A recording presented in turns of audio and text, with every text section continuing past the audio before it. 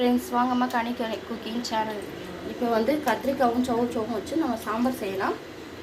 கத்திரிக்காய் எடுத்துருக்கோம், சௌச்சவ் எடுத்துருக்கோம், வெங்காயம், தக்காளி, மாங்காய் போட்டு போகிறோம், பூண்டு 2 கொத்தமல்லி. பக்கம் சாதம் கொதி வந்துக்கிட்டு இருக்கு. எண்ணெய் ஊற்றியாச்சு. கடுகு இதெல்லாம் போட்டுக்கலாம், வெங்காயம் போட்டுக்கலாம், வெங்காயம் போட்டுக்கலாம், பூண்டு போட்டுக்கலாம், கருவேப்பிலை போட்டுக்கலாம், வதக்கிடலாம்.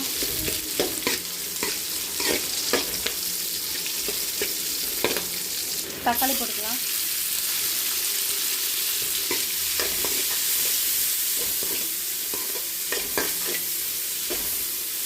இப்போ உப்பு போட்டுக்கலாம்,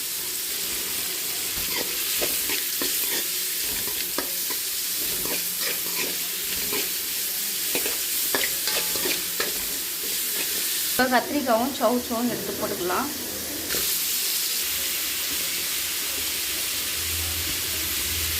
நல்லா கிளறி விட்டுக்கலாம்.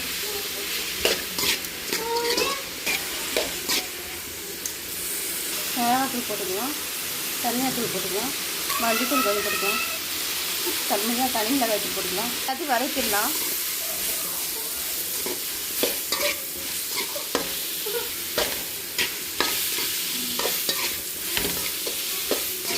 நல்லா வதங்கணுன்னு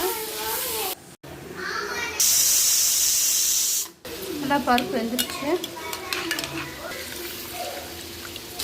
பருப்பு ஊற்றிக்கலாம், நல்லா கிளறி விட்டுக்கலாம். கொஞ்சம் கொத்தமல்லி தழை போட்டுக்கலாம், மாங்காய் போட்டுக்கலாம், கொஞ்சம் உப்பு போட்டுக்கலாம்.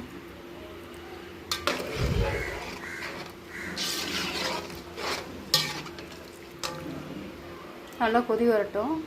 கொதி வர ஆரம்பிக்குது, நல்லா கொதிக்க ஆரம்பிக்குது.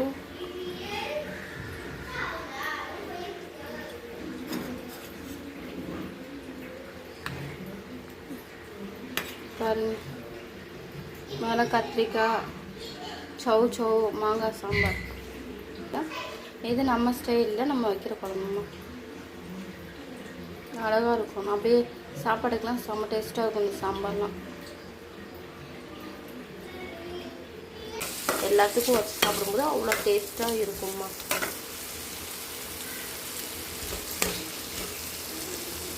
இதான் நம்ம ஸ்டைல் ஸ்டைல் ஊறுகாய். இதை நாங்கள் இப்படி தான் செய்வோம். இந்த வீடியோ பிடித்திருந்தால் லைக் பண்ணுங்கள், ஷேர் பண்ணுங்கள், கமெண்ட் பண்ணுங்கள், சப்ஸ்கிரைப் பண்ணுங்கம்மா. டாடா பாய். கொஞ்ச நேரம் வந்து நல்லா ஒரு 1/4 hour வந்து ஊற போட்டுட்டு கொஞ்சம் மூடி வச்சுட்டு நம்ம சாப்பிட்டோன்னா இன்னும் டேஸ்ட்டு கொஞ்சம் கூடும். அந்த எண்ணெயெலாம் அதெல்லாம் ஊற இன்னும் டேஸ்ட் நல்லாயிருக்கும்மா.